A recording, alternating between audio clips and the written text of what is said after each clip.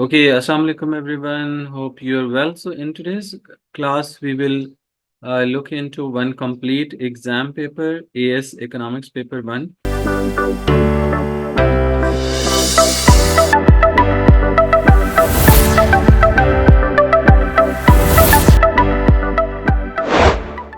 June 2023 exam series, and variant is 1-2. This is like MCQ's exam paper. So let's have a look on the question paper. So this is the question paper you can see on the screen. And the scheme is you can stop the video, read the question carefully, and then figure out the answer. Afterwards, you can listen the logic that I'll explain you. Okay, so moving to the question number one. Question number one says that what is a produced means of further production? Means here mean like resources. Means का मतलब होता है resources. So कौन सा resource है जो further production के लिए use होता है? Examiner ये कहना चाह रहा है. So examiner wants to ask you कि which of the following is a factor of production, or which of the following is a resource that is used to produce further goods and services? So definitely capital is the man-made resource that is used to produce further goods and services. Economics में capital का मतलब होता है machinery, technology and tools.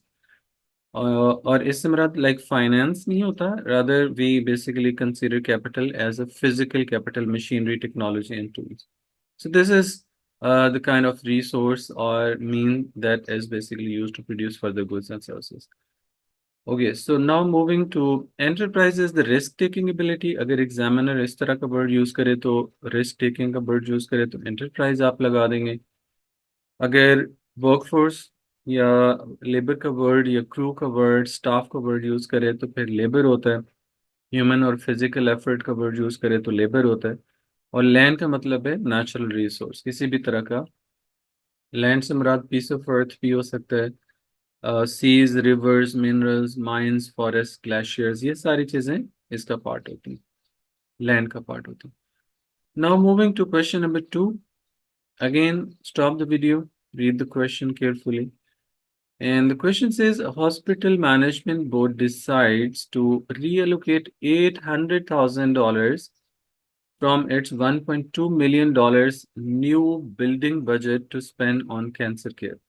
So यहाँ पे like $800,000 जो है जो कि बिल्डिंग बजट में से निकाले, लाइक कंस्ट्रक्शन के लिए यूज होना था लेकिन गवर्नमेंट ने वहां से हटा दिया.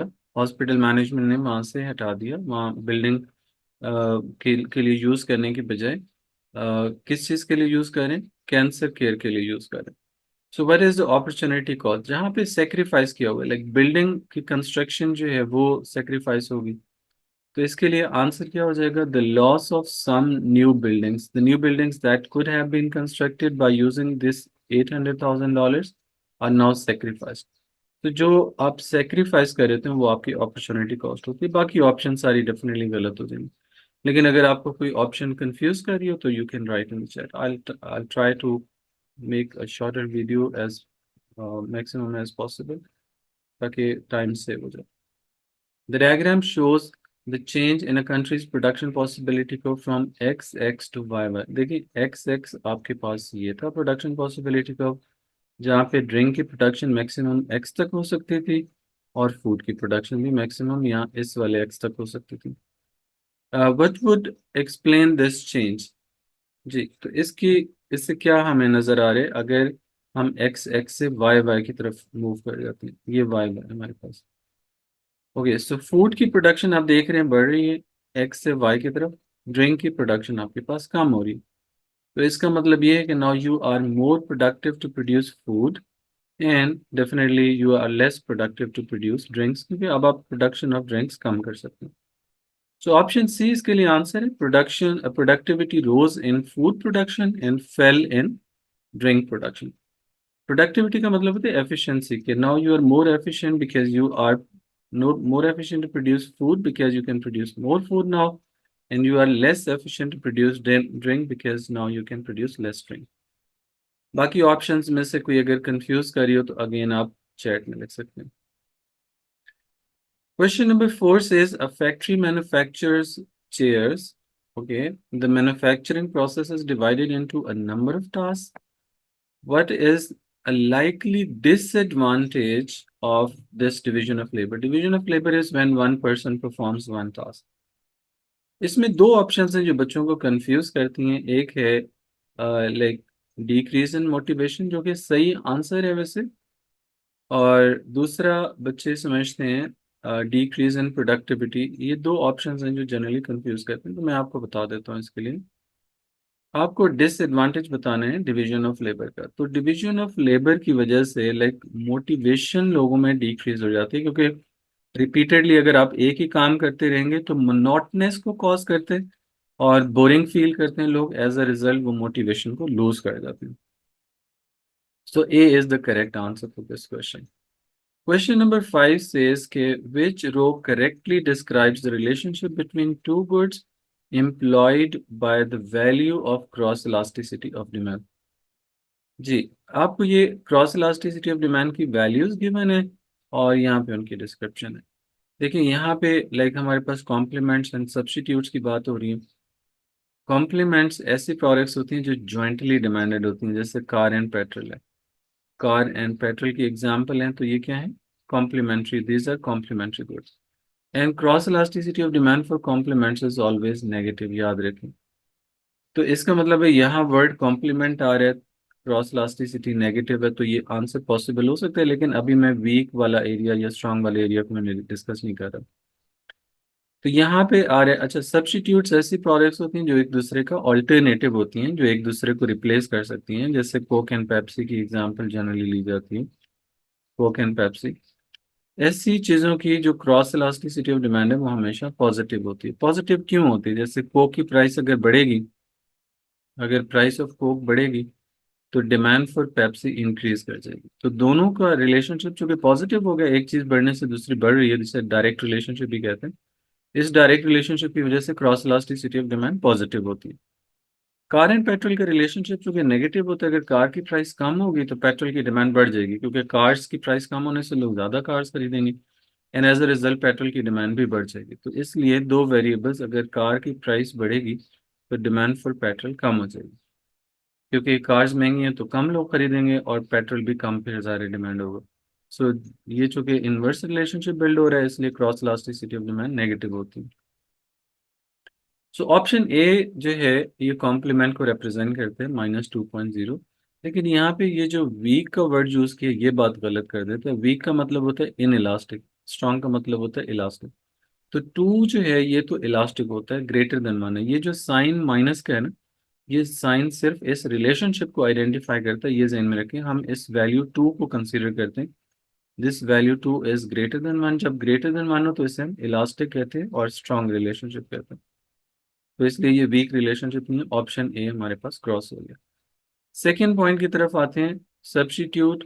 और ये क्रॉस इलास्टिसिटी नेगेटिव है, तो क्रॉस इलास्टिसिटी सब्स्टिट्यूट्स की पॉजिटिव होती है. ये भी क्रॉस हो गया. उसके बाद स्ट्रॉन्ग कॉम्प्लीमेंट्स. कॉम्प्लीमेंट्स का अगेन क्रॉस इलास्टिसिटी नेगेटिव होती है, तो अब यहाँ पे देखिए ये पॉजिटिव है, ये भी पॉसिबल नहीं है. एलिमिनेशन मेथड के थ्रू वैसे हम सी ऑप्शन पे पहुंच चुके हैं, लेकिन सी क्यों होगा इसको जरा डिटेल से देख लेते हैं. सब्स्टिट्यूट्स हैं इसलिए क्योंकि इन दोनों का रिलेशनशिप पॉजिटिव है. पॉजिटिव हो तो ये सब्स्टिट्यूट्स होते हैं. पॉजिटिव अगर क्रॉस इलास्टिसिटी हो तो सब्स्टिट्यूट्स होते हैं. रिलेशनशिप वीक का मतलब होता है लेस देन वन आंसर होगा, तो 0.5 इज लेस देन वन, यानी इन इलास्टिक होगी. तो ऑप्शन सी को हम चूज कर लेंगे.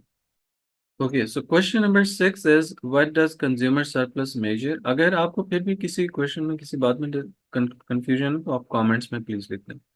What does consumer surplus measure. Consumer surplus क्या होता है? The amount of money that consumer basically saves by purchasing certain product. जैसे he was willing to pay more but actually he pays less. Consumers gain from purchase of a good at a price below what they are willing to pay. So D is the correct answer for this question. जैसे मैंने बताया कि consumers generally ज़्यादा पे करने के लिए willing होता है, विलिंग टू पे हाई होता है. जैसे सपोज करें आप मार्केट से कोई प्रोडक्ट खरीदने जा रहे हैं, आपको लगता है $10 में मिलेगी. You arrange $10 and went to the market, but when you reach the market, that product is available at $8, right? So The reason can be any. For example, you might have good negotiation power that day. There was discount offered by the seller, so you saved $2. So $2 that you saved is consumer surplus. So option D is the correct answer. Rest of the options are incorrect. लेकिन अगर इनमें से if you have any confusion with option A, B, C, then you can get back. Question number 7 is when the price of good X is $2, the quantity supplied is 100,000. The price elasticity of supply of good X is 0.8 in the short run and 1.4 in the long run. The price of good X increases to 2.20. What is the increase in the quantity supplied of good X between the short run and long run? So what is basically the requirement of question? You can stop the video, read the question carefully and then listen to the logic. और ये थोड़ा lengthy question है, इसको यहाँ पे पूरा solve करना होगा. सही. So numerical questions generally lengthy होते हैं. When the price of the good is 2, like यहाँ पे मैं लिख देता हूँ प्राइस और यहाँ पे मैं लिख देता हूँ quantity supplied QS. So price is 2, quantity supplied is 100,000. ये मैंने यहाँ पे लिख दिया, ये शुरू की इंफॉर्मेशन उसने दी हुई. उसके बाद नेक्स्ट कहते हैं the price elasticity of supply is 0.8. So price elasticity of supply दो हमारे पास यहाँ पे गिवन है. प्राइस इलास्टिसिटी ऑफ सप्लाई का फॉर्मूला होता है percentage change in quantity supply. ये डेल्टा साइन इकोनॉमिक्स में हम चेंज के लिए यूज करते हैं, divided by percentage change in price. हमें चूंकि दो फाइंड करनी है शॉर्ट रन लॉन्ग रन का अलग अलग. ये लेट्स से शॉर्ट रन के लिए I am using SR for short run and this is long run. So price elasticity of supply is equal to percentage change in quantity supply over percentage change in price. ये formula मैं पहले से लिख देता हूँ और यहाँ पे हमें वैल्यूज उसने दी हैं. शॉर्ट टर्म में प्राइस इलास्टिसिटी ऑफ सप्लाई की वैल्यू 0.8 है, तो ये 0.8 यहाँ पे मैं लिख देता हूँ 0.8. राइट. बाकी वैल्यूज जैसे मुझे मिलेंगी मैं यहाँ पे नोट कर लूँगा. और price elasticity of supply long run में क्या है 0.4 1.4 है. सॉरी. सो 1.4 में यहाँ पे लिख देता हूँ. बाकी वैल्यूज जैसे मुझे मिलेंगी यहाँ मैं फॉर्मूला में पुट कर दूंगा. अब examiner saying the price of good X increases to 2.20. So 2 थी पहले, अब 2.20 हो गई है. और अब ये क्वांटिटी हमें फाइंड करनी है. ये जो एक्स की वैल्यू ये हमें फाइंड करनी है, क्वांटिटी सप्लाइड की वैल्यू. देखिए सिंपली आप क्या करें, आप ये करें कि देख लें कि परसेंटेज चेंज इन प्राइस के. अगर हमें परसेंटेज चेंज इन प्राइस मिल जाए तो वो यहाँ इस फॉर्मूला में पुट कर देंगे. तो देखते हैं दोनों के अंदर हमें ये सेम वैल्यू पुट करना होगी. So let me calculate it for you. Okay. So 2.20, 2 से 2.20 अगर देखें तो 0.2 का डिफरेंस है. 0.2 divided by initial that is 2 multiply by 100. इससे हमें परसेंटेज चेंज फाइंड हो जाएगा. ठीक है. सो 0.2 divided by 2 multiply by 100 gives us 10. तो ये कितने हैं 10% है. अगर प्राइस पहले $2 थी, 2 से 2.2 हो गई तो कितना चेंज है, इंक्रीज है 10% इंक्रीज है. तो यहाँ पे मैं लिख देता हूँ 10%. ठीक है बेटा. सो यहाँ पे भी मैं वही 10% लिख देता हूँ. अब मुझे चाहिए percentage change in quantity supply, तो ये एज इट इज यहाँ पे लिख देता हूँ percentage change in quantity supply. Okay. So cross multiply करने के लिए इधर इसके नीचे भी 1 लगा दें, इसके नीचे भी 1 लगा दें. तो अब इसको क्रॉस मल्टीप्लाई करेंगे तो percentage change in quantity supply आपके पास कितना आ जाएगा. 10 इंटू 0.8 करें तो कितना बनता है. 10 इंटू 0.8 करेंगे तो 8 बन जाएगा. ठीक है. 8%. परसेंटेज का साइन एज इट इज आ जाएगा. 10 मल्टीप्लाई पर 0.8 किया तो 8 आ गया और ये परसेंटेज का साइन एज इट इज आ जाएगा. यहाँ पे भी यही काम करते हैं, क्रॉस मल्टीप्लाई करते हैं. तो percentage change in quantity supply हमारे पास क्या होगा, 10 इंटू 1.4 करें तो ये हमारे पास आ जाएगा 10 into 1.4 is equal to 14. Percentage का साइन एज इट इज आ जाएगा 14% हो जाएगा. अब नेक्स्ट क्या काम करना है, नेक्स्ट काम ये करना है कि अगर क्वांटिटी सप्लाई ऑलरेडी कितनी थी हमारे पास 100,000 थी, इसमें 8% का अगर इंक्रीज हुआ है तो ये कितनी हो जाएगी 100,000 का 8% लेंगे तो 8,000 बनेगा। इसको आप लिख लेंगे। तो new quantity supply short run में क्वांटिटी सप्लाई कितनी होगी? Quantity supply in the short run will be, ये 100,000 का 8% लेंगे। 8% लेने का तरीका क्या किया है? 100,000 मल्टीप्लाई बाई 8 डिवाइडेड बाई 100 कर दें। सही है, तो ये दो जीरो से कैंसिल हो जाएंगे। 1000 इंटू 8 करेंगे तो 8000 आ जाएगा। और ये फिर नई क्वांटिटी कितनी होगी? पहले अगर 100,000 थी तो अब 100,000 है, 108,000। तो ये कितनी हो जाएगी? 108,000, 1,08,000 ये हो जाएगा। अब इधर इसमें 14% का इंक्रीज है, तो 14% इंक्रीज है तो फिर new quantity supply long run में कितनी होगी?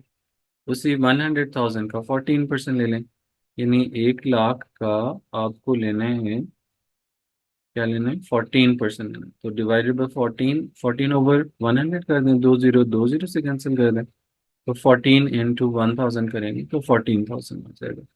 और 14,000 इंक्रीज होगा 14,000 का, और ओरिजिनल 100,000 की, तो ये कितना हो जाएगा फिर? 1,14,000 हो जाएगा। 1,14,000। एक चीज फिर से सुन लें कि 14% इंक्रीज है तो ये कितना इंक्रीज होगा? 14,000 का इंक्रीज होगा। और लेकिन इनिशियल चूंकि 100,000 क्वांटिटी सप्लाई थी तो इसमें 14,000 ऐड होगा तो 1,14,000 हो जाएगा। अब एग्जामिनर इज आस्किंग कि शॉर्ट रन और लॉन्ग रन में क्वांटिटी सप्लाई में इंक्रीज कितना। तो अब इन दो क्वांटिटीज का आप डिफरेंस देख लेंगे। देखिए काफी लंबा क्वेश्चन था। डिफरेंस देखने का मतलब है उसको माइनस करना होता है, गैप देखना है दोनों का। 1,14,000 माइनस 108,000, तो जब इसको हम इसमें से डिडक्ट करेंगे तो हमारे पास आंसर आ जाएगा 6,000। सो 6,000 ऑप्शन ए आंसर है मेरे लिए। अच्छा, एग्जाम में काफी सारे क्वेश्चंस ऐसे होते हैं जो काफी शॉर्ट होते हैं, आप विद इन सेकेंड सॉल्व कर लेते हैं। कुछ होते हैं जो लंबे होते हैं जिनके लिए आपको टाइम लगता है। तो इस तरह के कैलकुलेशन वाले क्वेश्चंस को बिल्कुल एंड पे रखें आप, बाकी क्वेश्चंस आप करते रहें ताकि आपका टाइम मैनेजमेंट का इशू ना हो। Question number 8 says कि the diagram shows the European market for diesel fuel and the original equilibrium is at M। ये आपके पास original equilibrium है। और Europeans want low emission cars and therefore the demand for diesel fuel cars decreased। तो demand diesel cars की कम होगी क्योंकि वो ज़्यादा लो इमिशन कार्स की तरफ जा रहे हैं। लो इमिशन कार्स का मतलब है जो पोल्यूशन कम कॉज करते हैं। Which area represents the new producer surplus for the companies supplying diesel fuel? देखिए न्यू कंज्यूमर प्रोड्यूसर सरप्लस क्या होता है? देखिए producer surplus is the difference between market price and the price producer was willing to charge.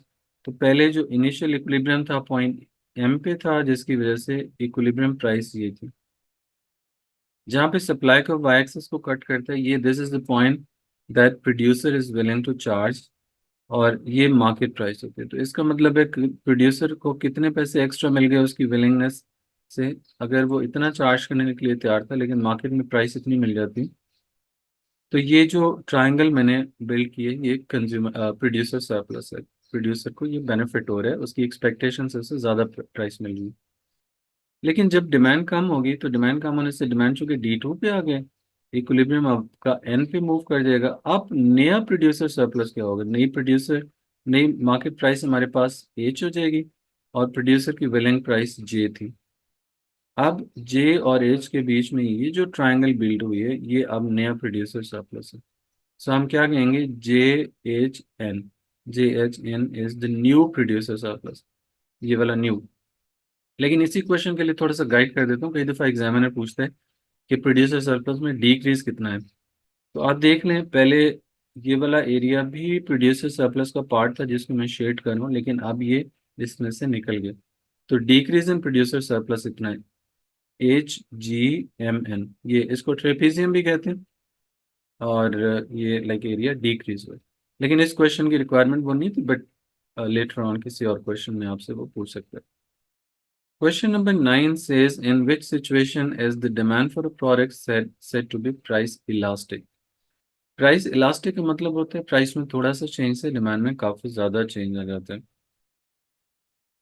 Okay, और एक inelastic होती है जिसमें ज्यादा प्राइस चेंज करने से क्वांटिटी में कम चेंज आता है। The quantity demanded respond to a change in price, तो रेस्पॉन्ड तो करेगी लेकिन कितना रेस्पॉन्स करेगी उससे पता चलेगा। तो ऑप्शन ए को हम क्रॉस कर देते हैं।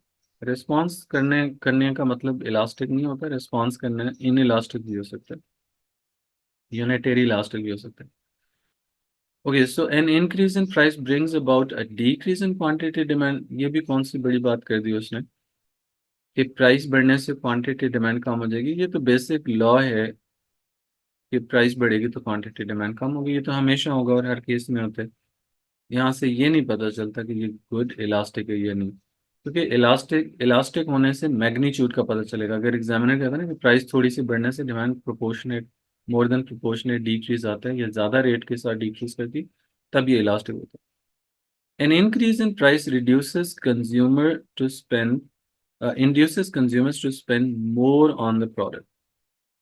अगर प्राइस इंक्रीज करे तो कंज्यूमर्स उस पर ज़्यादा खर्च नहीं करते, ये असल बात है। लेकिन यहाँ पे वो ये कह रहे हैं कि increase in price induces consumers to spend more, तो स्पेंड मोर वाली जो ऑप्शन है ये सही नहीं है, क्योंकि जब भी प्राइस बढ़ती है जैसे मैंने यहाँ लिखा डिमांड कम हो जाती है तो कंज्यूमर, इसका मतलब है वहाँ पे ज़्यादा खर्च करने के लिए तैयार नहीं है। तो इस ऑप्शन को भी हम क्रॉस कर देते हैं। आखिरी ऑप्शन है decrease in price brings about an increase in revenue, तो दिस इज परफेक्टली फाइन, क्योंकि जब भी आप प्राइस कम करेंगे डिमांड आपकी ज्यादा रेट से बढ़ेगी। यहाँ पे मैं डबल एरो लगा रहा हूँ ताकि पता चले कि जितनी प्राइस कम हुई थी उससे ज्यादा क्वांटिटी डिमांड में इंक्रीज आए। थोड़ी प्राइस कम करने से डिमांड बहुत ज्यादा बढ़ जाए तो इससे क्या नाम देते हैं, इससे क्या होगा, टोटल रेवेन्यू इंक्रीज हो जाएगा। टोटल रेवेन्यू का मतलब होता है टोटल इनकम, और इसका फॉर्मूला होता है पी इंटू क्यू। इसी सेम क्वेश्चन के लिए कई दफा वो एक्सपेंडिचर का वर्ड भी यूज कर लेता है कि इंक्रीज इन एक्सपेंडिचर, तो वो बात भी एग्जैक्टली यही होगी, क्योंकि जो टोटल रेवेन्यू फर्म्स के लिए होता है वही कंज्यूमर्स के लिए टोटल एक्सपेंडिचर होता है। जैसे सपोज करें अगर आप मार्केट से जाके कोई $10 की चीज़ खरीदते हैं, वो $10 आपका एक्सपेंडिचर है एज अ कंज्यूमर, और सेलर के लिए वही $10 जो है वो होता है रेवेन्यू होता है। सो रेवेन्यू और एक्सपेंडिचर पे जो इम्पैक्ट है that is exactly the same, बस सिर्फ उसका एस्पेक्ट चेंज हो जाता है। प्रोड्यूसर के लिए रेवेन्यू कहलाता है और कंज्यूमर्स के लिए एक्सपेंडिचर या कॉस्ट कहलाता है या एक्सपेंस कहलाता है। क्वेश्चन नंबर 10 की तरफ हम मूव करते हैं। Golf club membership fees in Singapore has risen as a result of restrictions on travel to cheaper golf courses in neighboring countries and the closure of some local courses. Okay, the supply of golf club membership is determined by the current number of courses। तो ये supply जो है fix है, अगर आप देखें तो supply S1 पे देख लें, S3 पे, S2 पे, ये वर्टिकल स्ट्रेट लाइन है और ये फिक्स्ड होती है, फिक्स सप्लाई से कहते हैं, या परफेक्टली इनइलास्टिक सप्लाई कहते हैं। If the regional equilibrium is at X, इसका मतलब ये है कि हमारे पास डिमांड D1 है और सप्लाई S1 है, क्योंकि पॉइंट एक्स पे D1 और S1 एक दूसरे को इंटरसेक्ट कर रहे हैं भाई। यहाँ पे हमारे पास ये पॉइंट मिल जाएगा जहाँ पे ये ब्लू लाइंस कट करेंगे, ये इक्विलिब्रियम होता है। सो इससे हमें इनिशियल डिमांड एंड सप्लाई का पता चल गया। अब यहाँ पे जो चेंजेस आ रही थी उनमें हमें क्या पता चल रहा है कि डिमांड एंड सप्लाई में क्या चेंज आएगा। देखें, यहाँ पे सबसे पहले अगर हम देखें तो Singapore have risen, like fee in Singapore has risen as a result of restriction on travel to cheaper golf courses and in neighboring countries and the closure of local courses। देखिए जब लोकल कोर्सेज क्लोज होंगे तो definitely फिर supply of golf club कम हो जाएगी, supply कम होती है तो लेफ्ट हो जाती है, तो इनिशियल S1 था तो नया सप्लाई कब क्या हो जाएगा, S2 हो जाएगा, ये आपके पास न्यू सप्लाई का होगा। सो डिमांड हमारे पास इंक्रीज हो जाएगी। डिमांड क्यों इंक्रीज होगी, क्योंकि जो लाइक चीपर गोल्फ कोर्सेज की तरफ ट्रेवलिंग थी वो मुश्किल होगी, तो फिर लोग ज़ाहिर है जो सिंगापुर के अपने जो गोल्फ कोर्सेज हैं उनकी डिमांड इंक्रीज हो जाएगी। So as a result demand right पर शिफ्ट हो जाएगी। डिमांड राइट को जाएगी तो हमारे पास नया इक्विलिब्रियम फिर कहाँ बनेगा, जहाँ पे ये रेड लाइंस एक दूसरे को मीट करेंगी, पॉइंट बी पे। हमारे पास point B will be the correct answer. Now moving to question number 11. The diagram shows the demand and supply curves for solar energy in India. The initial equilibrium is at x. ये x point है. ये x point पे अगर देखें तो S1 और D1 एक दूसरे को कट करें. So S1 और D1 initial demand and supply. The Indian government increases the subsidy. Subsidy देखें जब बढ़ती है तो सप्लाई आपके पास इंक्रीज हो जाती है, तो सप्लाई फिर S3 हो जाएगा. नया जो सप्लाई का होगा that will be S3. And at the same time there is a rise in price of alternative sources of energy. देखें sources of जो alternative sources of energy वो अगर expensive हो गए तो फिर इसकी डिमांड पे क्या फर्क पड़ेगा, डिमांड बढ़ जाएगी क्योंकि सब्स्टिट्यूट्स महंगे हैं, तो फिर सोलर एनर्जी की डिमांड इंक्रीज हो जाएगी, तो डिमांड D2 हो जाएगी. अब देखिए S3 और D2 एक दूसरे को कहाँ पे कट करते हैं, ये S3 है और ये D2 है. S3 और D2 एक दूसरे को पॉइंट बी पे कट करें, so point B will be the new consumer new market equilibrium. Okay, so now moving to question number 12. The specific tax is imposed or placed on the sale of bottles of lemonade. In the diagram, S is the supply curve before imposition of tax and ST is the supply curve after tax. तो initial supply ये था, ST subsequent supply है जब tax लग गया. Which distance represents the specific tax on each bottle? Each का मतलब है per unit tax फाइंड करना है. तो ये जो दो सप्लाई का उसका वर्टिकल गैप होता है ये पर यूनिट टैक्स कहलाता है. जैसे W से T तक है, या फिर यहाँ से यहाँ तक भी कई दफ़ा एग्जामिनर मेंशन कर देता है. सपोज करें ये W है ये T, तो WT ये वाला वर्टिकल गैप और ये वाला वर्टिकल गैप है जितना ही है, तो WT आंसर हो जाएगा. Option B is the correct answer. Moving to question number 13, demand for the medical face masks exceeds the supply during a disease outbreak. Okay, so what is most likely to cause this excess demand? Okay, क्या वजह हो सकती है इसकी? इसकी जो answer है, the price of medical face mask is fixed below the equilibrium price. This is the correct answer. इसकी मैं लॉजिक बता देता हूँ, क्या लॉजिक है इसकी. देखिए जब डिमांड ज़्यादा हो सप्लाई से तो इक्विलिब्रियम से प्राइस नीचे होनी चाहिए. ये आपके पास डिमांड एंड सप्लाई है, जहाँ डिमांड एंड सप्लाई मीट करते हैं यहाँ पे इक्विलिब्रियम प्राइस सेट हो जाती है. ठीक है, और एक्स पे हमारे पास क्वांटिटी, वाई पे प्राइस और एक्स पे क्वांटिटी. अब जब इक्विलिब्रियम से प्राइस नीचे जाएगी, फिक्स होगी, जैसे जिसे हम मैक्सिमम प्राइस भी कहते हैं, this price is maximum price is set by the government below equilibrium. अब इस केस में देखिए डिमांड एंड सप्लाई में गैप आ गया, यहाँ पे तो दोनों इक्वल थे ना, यहाँ पे गैप आ गया डिमांड एंड सप्लाई में. तो डिमांड कितनी है, डिमांड इतनी है जहाँ पे डिमांड को कट करेगा क्वांटिटी, डिमांड आपके पास इतनी होगी, जहाँ पे सप्लाई को कट करेगा क्वांटिटी सप्लाई इतनी होगी. तो ये एरिया जो है इसको हम शॉर्टेज भी कहते हैं. यहाँ से यहाँ तक, ये जो पॉइंट ए से बी तक, या फिर क्यू एस से क्यू डी तक, ये शॉर्टेज भी कहलाता है, एक्सेस डिमांड भी कहलाता है. Okay, so like demand exceeds the supply here. बाकी ऑप्शंस अगर कोई कंफ्यूज करें तो मुझे चैट में लिख दें, कमेंट्स में मैं आपको इंशाल्लाह एक्सप्लेन कर दूँ. The diagram shows the demand and supply curves for a good. The government fixes maximum price of OP1. ये OP1 है, ये basic idea of maximum price के अगेंस्ट जा रही है बात. मैक्सिमम प्राइस होती है इक्विलिब्रियम से नीचे, याद रखें मिनिमम प्राइस इक्विलिब्रियम से ऊपर होती है, मैक्सिमम प्राइस इक्विलिब्रियम से नीचे होती है. मैक्सिमम प्राइस वो होती है जिससे ज़्यादा आप चार्ज नहीं कर सकते, मिनिमम प्राइस वो होती है जिससे नीचे आप चार्ज नहीं कर सकते. तो अब P1 जो है ये मिनिमम प्राइस कहलाती है, मैक्सिमम प्राइस नहीं. एग्जामिनर इज सेइंग कि ये मैक्सिमम प्राइस है. जब मैक्सिमम प्राइस इक्विलिब्रियम से ऊपर सेट हो जाएगी तो ये अगेंस्ट द बेसिक लॉ है, और इसको हम कहते हैं कि this is an ineffective price. तो इसकी वजह से इक्विलिब्रियम डिस्टोर्ट नहीं होता, मार्केट वापस अपने इक्विलिब्रियम पॉइंट पे आ जाएगी, प्राइस पी पे रहेगी और क्वांटिटी क्यू पे रहेगी. So option C is the correct answer. The market equilibrium quantity O Q would be demanded and supply. क्योंकि जैसे मैंने बताया कि इनइफेक्टिव हो जाती है, अगर मैक्सिमम ऊपर सेट करेंगे इक्विलिब्रियम से तो वो इनइफेक्टिव होगी. इसी तरह मिनिमम प्राइस अगर इक्विलिब्रियम से नीचे सेट करेंगे तो वो भी इनइफेक्टिव होगी. Okay, so now moving to question number 15. The statement correctly describes absolute advantage. जी, which statement correctly describes? Absolute advantage की डेफिनेशन, बेसिक डेफिनेशन को आप यहाँ पे अप्लाई कर देंगे. सो इसके लिए जो आंसर है दैट इज ऑप्शन डी.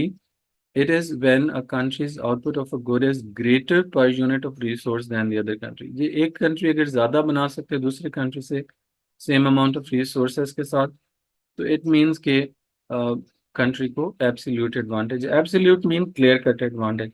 जब हम दो कंट्रीज का कंपैरिजन करते हैं कि कौन सी ज्यादा एफिशिएंट है, कौन से किसको किस चीज में एब्सोल्यूट एडवांटेज है, तो हम उनके आउटपुट को कंपेयर कर लेते हैं, देख लेते हैं. अगर बाकी ऑप्शंस आपको कंफ्यूज कर रही हो तो उनको फिर आप देख लीजिएगा, मुझे कमेंट्स में लिख दें, आई एक्सप्लेन यू. अच्छा, जैसे ऑप्शन ए है अपॉर्चुनिटी कॉस्ट कह रहे हैं. अपॉर्चुनिटी कॉस्ट हम तब देखते हैं जब कंपैरेटिव एडवांटेज देखना, एब्सोल्यूट एडवांटेज के लिए हमें जरूरत नहीं होती. क्वेश्चन नंबर 15 के बाद 16 की तरफ आते हैं. The table shows incomes and wealth of Yasmin. What is the value of Yasmin's wealth? जी. अच्छा, दो चीजें होती हैं, income and wealth. Income basically आपका जो रेगुलर फ्लो ऑफ इनकम होता है, जो आपको रेवेन्यू जनरेट हो रहा होता है, और दूसरी तरफ आपकी जो वेल्थ है वो that is accumulated over the period of time. आप पहली ऑप्शन देख लेते हैं, चिल्ड्रंस वेलफेयर बेनिफिट. ये तो रेगुलर फ्लो ऑफ इनकम होता है, ये वेल्थ का पार्ट नहीं होता. डिविडेंड फ्रॉम शेयर्स, शेयर्स पे जो आपको प्रॉफिट आता है, ये भी रेगुलर इनकम होती है, वेल्थ नहीं होती. प्रॉपर्टी ज़ाहिर है ये वेल्थ का पार्ट है, you understand that. Saving in bank account, ये भी आपकी वेल्थ का पार्ट होता है, जो आपने ओवर द इयर्स एक्यूमुलेट किया होता है वो आपकी वेल्थ होती है. शेयर्स इटसेल्फ, जो आपने जितनी वर्थ के सेव किए हैं वो भी आपकी वेल्थ का पार्ट होता है. वेजेस आपकी रेगुलर इनकम का पार्ट होता है. अच्छा, यहाँ पे ये दो चीजें कंफ्यूज कर सकती हैं, dividend on shares and shares itself. Shares आपका वेल्थ का पार्ट होता है, you have accumulated them over the period. जो डिविडेंड ऑन शेयर्स होता है, डिविडेंड का मतलब होता है प्रॉफिट ऑन शेयर्स, जो आपने स्टॉक एक्सचेंज से शेयर्स खरीदे होते हैं किसी कंपनी के, उन पे जो प्रॉफिट मिलता है वो एक रेगुलर इनकम का फ्लो होता है. तो इन तीन वैल्यूज को जस्ट हम ऐड कर लेंगे और हमारे पास वेल्थ आ जाएगी कितनी, 43,000. Now moving to question number 17, which group is most likely to suffer during the inflation? जी, सबसे ज्यादा नुकसान किसको होगा इन्फ्लेशन के टाइम पे? जब इन्फ्लेशन होती है तो जनरल प्राइस लेवल हमारे पास इंक्रीज हो जाते हैं, और जब जनरल प्राइस लेवल इंक्रीज होते हैं तो ज़ाहिर लोगों की परचेजिंग पावर कम हो जाती है. तो इसका जो इन्फ्लेशन का है सबसे ज़्यादा जो इम्पैक्ट जाता है इन इस लिस्ट में, वो फिक्स वेज अर्नर्स को होता है, जिनकी सैलरीज तो फिक्स होती हैं लेकिन इन्फ्लेशन बढ़ जाती है, प्राइसेस बढ़ जाती हैं. इन लोगों की परचेजिंग पावर बेचारे की बिल्कुल ही डिक्लाइन कर जाती है. तो इसलिए इन पे सबसे ज़्यादा इम्पैक्ट, नेगेटिव इम्पैक्ट जाता है, ये लोग सफ़र करते हैं. कई दफ़ा वो ये कहता है कि इन हाई इन्फ्लेशन का बेनिफिट किसको होगा. ये इस क्वेश्चन की रिक्वायरमेंट तो अलग थी, लेकिन वैसे एडिशनली बता रहा हूँ कि अगर वो कहता कि मोस्ट बेनिफिट किसको होगा, तो बोरोअर्स को सबसे ज्यादा फायदा होता है. बोरोअर्स वो लोग होते हैं जिन्होंने मनी पास्ट में बोरो किए होते हैं and they have to repay it in the future.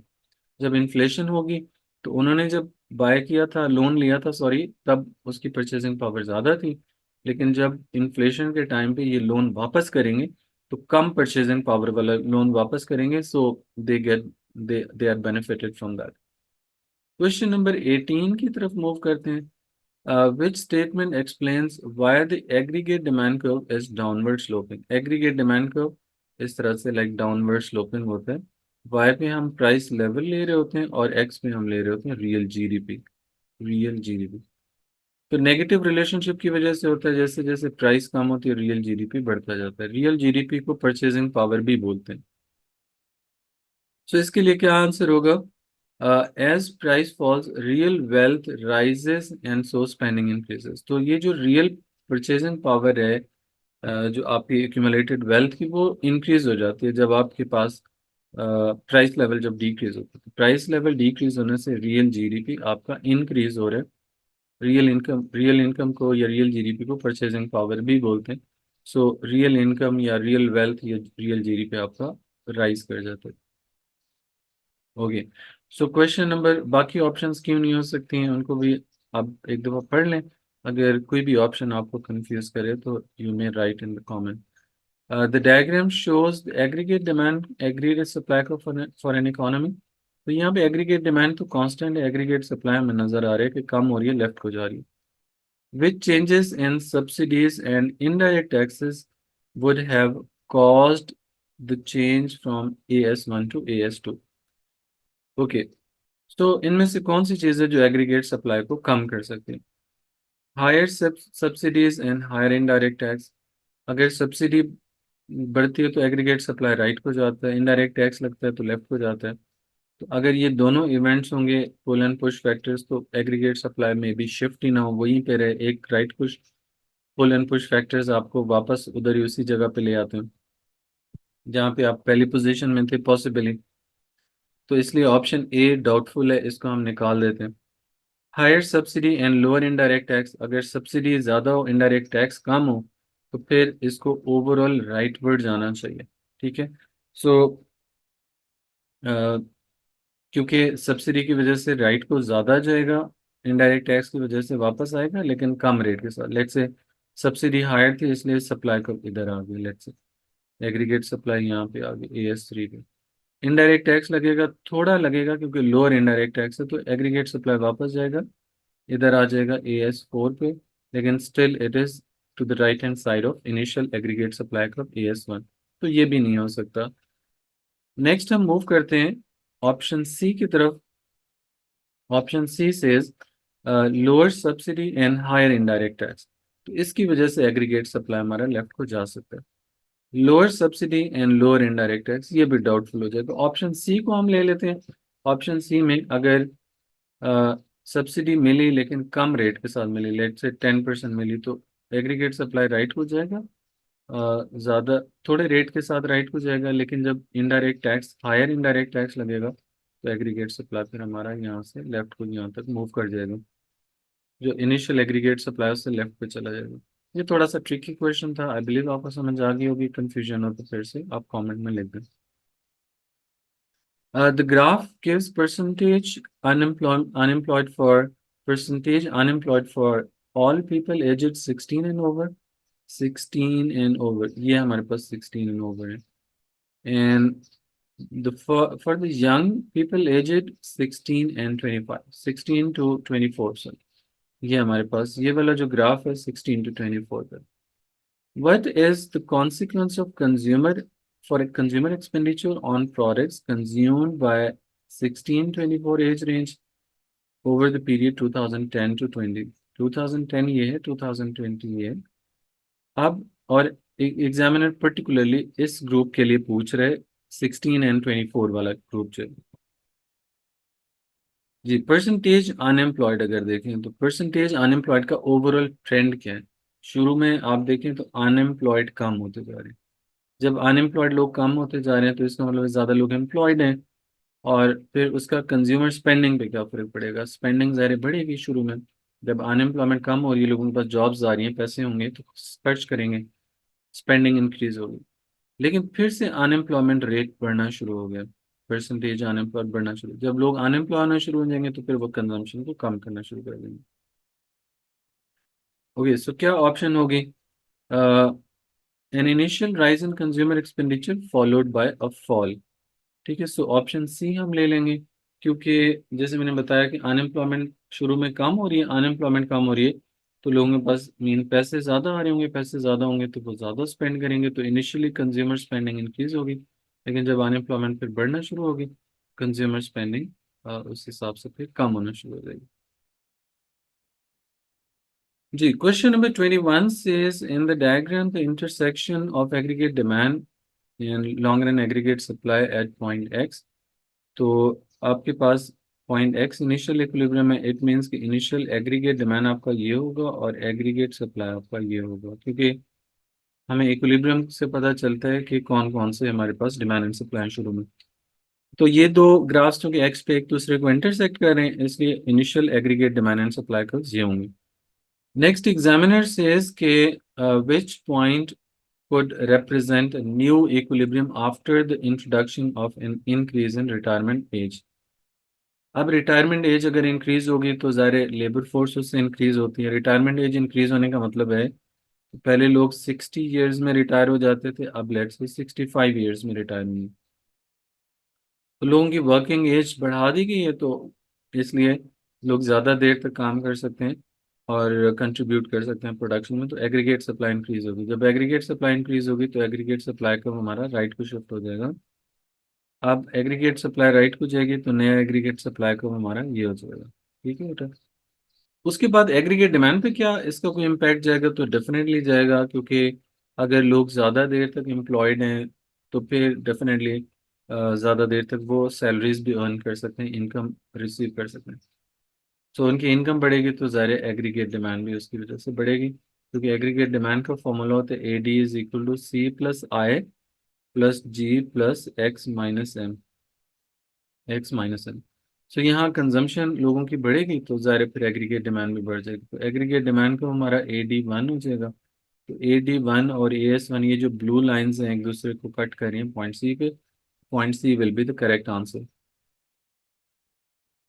Question number 22 जो है, ये क्वेश्चन लाइक इसमें कोई इशू था, तो इसलिए ये क्वेश्चन जो है फिर फाइनली पेपर में से रिमूव कर दिया गया था। इस क्वेश्चन में बच्चों को डिस्काउंट दे दिया गया था।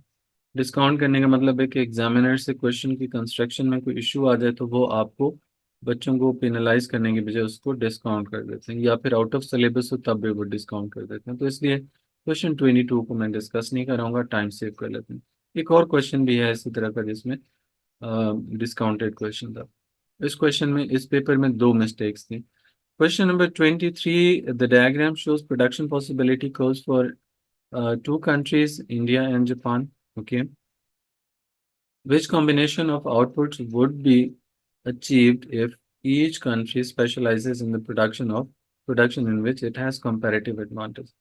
अब देखिए मैक्सिमम जो टी की प्रोडक्शन है वो कितनी हो सकती है? 200 हो सकती है। जितनी मैक्सिमम प्रोडक्शन टी की हो सकती है उतनी स्पेशलाइजेशन के बाद उतना आउटपुट जो है वो प्रोड्यूस होगा लास्ट में तौर पे। सो टी की जो प्रोडक्शन है वो 200 हो जाएगी। ये हमारे पास 200 200 ये ऑप्शंस आ गई। इन दो ऑप्शंस को हम क्रॉस कर देते हैं। कौन सी? बी और डी हमारे पास पॉसिबल नहीं है, ए और सी में से कुछ हो सकता है। और राइस की प्रोडक्शन कितनी हो सकती है? जब स्पेशलाइज करेंगे तो ज़ाहिर है जो हाईएस्ट लिमिट होती है वहां तक हम प्रोड्यूस कर सकते हैं, जो 600 है। तो ऑप्शन राइस के लिए क्या हो जाएगा? 600 हो जाएगा। So option A is the correct answer. C को भी हम क्रॉस कर देते हैं।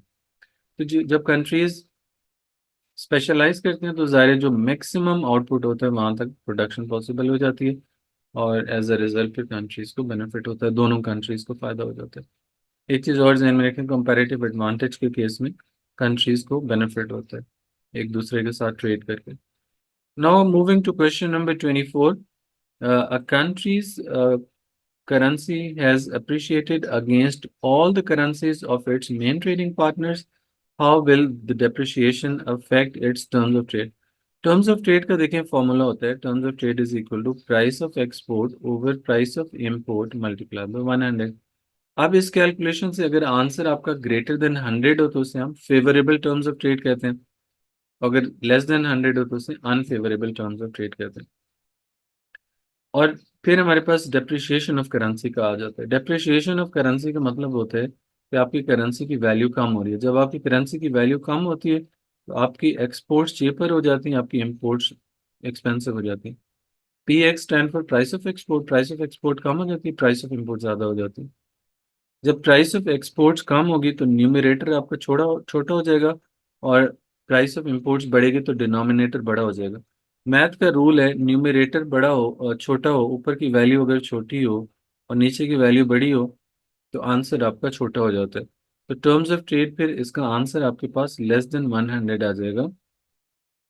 लेस देन 100 आएगा तो ये अनफेवरेबल टर्म्स ऑफ ट्रेड होगा। सो ऑप्शन सी हो जाएगा, the terms of trade will worsen. Worsen मतलब डिटेरियोरेट कर जाएगा, खराब हो जाएगा।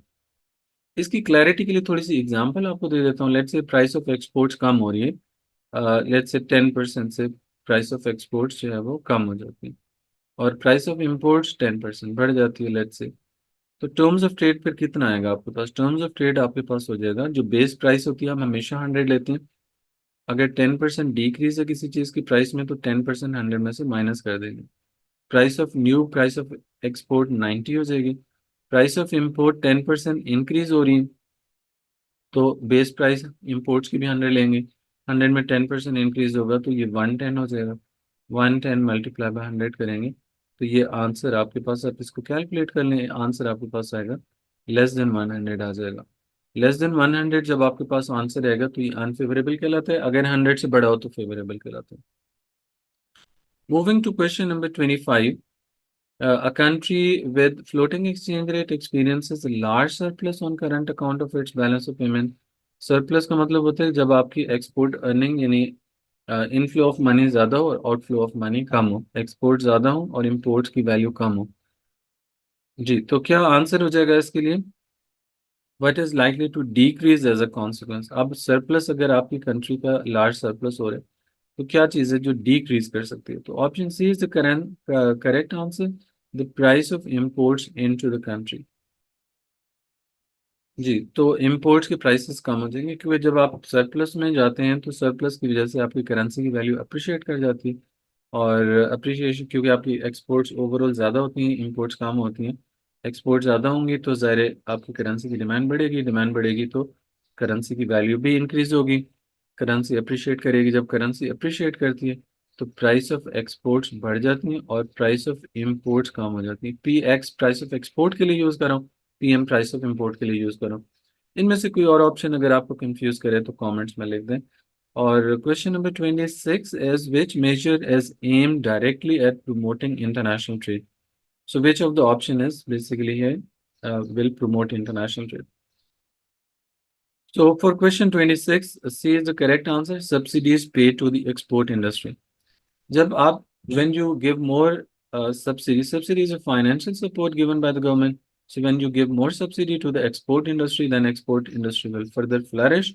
और उसकी वजह से ज़्यादा एक्सपोर्ट प्रोडक्शन होगी तो you can export more to the other countries. इससे इंटरनेशनल ट्रेड आपका बढ़ेगा, बाकी ऑप्शंस की वजह से इंटरनेशनल ट्रेड प्रमोट नहीं होगा। अगर कोई कंफ्यूज करी ऑप्शन तो कमेंट में प्लीज लिख दें। Question number 27, what would be classified as supply side measure? Supply side policies basically या supply side measures होते हैं जिनके थ्रू एग्रीगेट सप्लाई को गवर्नमेंट मैनिपुलेट करने की कोशिश करती है। तो इनमें से कौन से ऑप्शन है जो एग्रीगेट सप्लाई को अफेक्ट करेगी? A law to reduce the power of trade union. Trade union reform supply side policy का मेजर कंपोनेंट होता है और इसकी वजह से ये एक सप्लाई साइड साइड मेजर है। बाकी क्यों नहीं है उनको हम देख लेते हैं। Reduction in government physical deficit, ये फिजिकल पॉलिसी का पार्ट है। ओपन मार्केट ऑपरेशंस, ये मॉनेटरी पॉलिसी होती है। Imposition of tariffs on imports, ये भी फिजिकल पॉलिसी का पार्ट हो सकता है। तो ये आपके पास बाकी चीज़ें जो है सारी सप्लाई साइड में नहीं आती, सिर्फ सप्लाई साइड में ट्रेड यूनियन रिफॉर्म्स आता है। सब सप्लाई साइड पॉलिसी में और क्या ऑप्शंस आती हैं, ये भी लाइक काफ़ी मेन टॉपिक है एएस के अंदर। सब्सिडी आ जाती है आपके पास सप्लाई साइड पॉलिसी में। Education and training of workers आ जाता है। मोनोपोली ट्रेड यूनियन की जो डीरेगुलेशन ऑफ मोनोपोली है वो आ जाता है। और capital expenditure of the government on long term projects, ये मेन है। और प्राइवेटाइजेशन भी सप्लाई साइड पॉलिसी का पार्ट होता है। तो ये आपको याद रखनी होगी कौन सी चीज़ें सप्लाई साइड में आती हैं। Moving to question number 28, what is the equivalent of a country's national debt? ठीक है, सो नेशनल डेट बेसिकली आप डेट का मतलब होता है लोन या बोरोइंग्स जो आपने बोरो किया होता है। So the accumulated borrowing of the government, जो गवर्नमेंट ने लोन लिया होता है वो उसका नेशनल डेट होता है। तो ऑप्शन ये आंसर है। बाकी ऑप्शन में कोई अगर कंफ्यूजन हो तो आप मुझे कमेंट में लिखें। क्वेश्चन नंबर 29 says कि a country experiences a fall in value of exports and a rise in value of imports. जी, तो वैल्यू ऑफ एक्सपोर्ट्स आपके पास ज्यादा हो रही है और वैल्यू ऑफ इंपोर्ट्स आपके पास कम हो रही है। What is the effect of these changes? Aggregate demand पे क्या फर्क पड़ेगा अगर आपकी इंपोर्ट्स जो है इंक्रीज करें और एक्सपोर्ट्स की वैल्यू कम हो रही है? तो एग्रीगेट डिमांड कम हो जाएगा। एग्रीगेट डिमांड कम होने का क्या मतलब है? एग्रीगेट डिमांड का फॉर्मूला है हमारे पास, बेसिक फॉर्मूला है C+I+G plus X minus M। यहाँ पे X से मुराद एक्सपोर्ट्स है और M से मुराद है इम्पोर्ट्स। जब नेगेटिव वैल्यू बढ़ेगी, माइनस वैल्यू, और पॉजिटिव वैल्यू कम होगी, तो ओवरऑल इसका इम्पैक्ट क्या होगा, डिक्रीज कर जाएगी। मैथ का रूल है, राइट हैंड साइड डिक्रीज करे तो लेफ्ट हैंड साइड भी डिक्रीज होती है, इसलिए एग्रीगेट डिमांड फॉल कर जाएगी। ऑप्शन ए और बी में से कुछ हो सकता है, ये दो ऑप्शंस आप क्रॉस कर दें। और balance of payment on goods and services, balance of payment पे क्या फर्क पड़ेगा? देखिए, अगर आपकी इंपोर्ट ज़्यादा है, एक्सपोर्ट्स कम है, तो फिर डेफिनेट सी बात है, आप डेफिसिट में चले जाते हैं, आपका बैलेंस ऑफ पेमेंट जो है वो वर्सन हो जाता है। तो option B is the correct answer. Option A को हम क्रॉस कर देंगे। अगेन क्वेश्चन नंबर 30 जो है, ये भी डिस्काउंटेड क्वेश्चन था। डिस्काउंटेड क्वेश्चन था, और उसकी वजह यही थी कि इसकी कंस्ट्रक्शन में इशू था या आउट ऑफ सिलेबस था, दो रीजंस होती हैं, तो इसलिए इस क्वेश्चन को मैं डिस्कस नहीं करूँगा। So this is it. और आपको अगर मेरी ऑनलाइन क्लासेस ज्वाइन करनी हो, तो आप मुझे कांटेक्ट कर सकते हैं 442967 इस नंबर पे। This is WhatsApp number. Online classes लेना ज़रूरी नहीं है, लेकिन आपको जो सपोर्ट है वो ज़रा यूट्यूब चैनल के थ्रू भी कंटिन्यूसली मिलती रहेगी। But if you want someone to keep you on toes, तो आप मेरे साथ डेफिनेटली कनेक्ट हो सकते हैं। पेड क्लासेस होती हैं, लेकिन अ, यहाँ पे फ्री सपोर्ट यहाँ पे यूट्यूब चैनल पे भी मैं प्रोवाइड करता रहूँगा।